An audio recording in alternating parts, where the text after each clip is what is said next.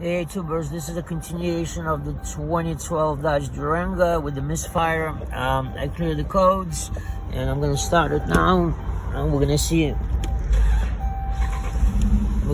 two misfiring cylinders, two hard misfires, okay, which is 2 and 3. Cylinder 2, cylinder 3. That's after clearing the codes.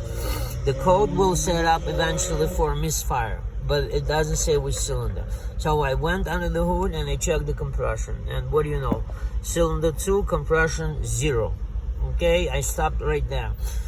So with no other with no other symptoms, the shaking of the engine and no codes, meaning the code will show up eventually, but immediately after the start, the code is not there. That means the computer is trying to work the situation, but then it registers the misfire and it turns off the injector to the misfiring cylinder to prevent the cats from getting flooded.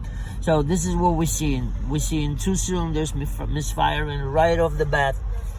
The computer turns off the injectors, and also I checked the compression and it's 0.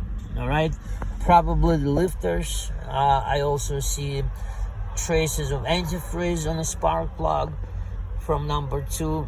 So there's your answer. This vehicle needs engine rebuilt. All right, thank you. Subscribe, please.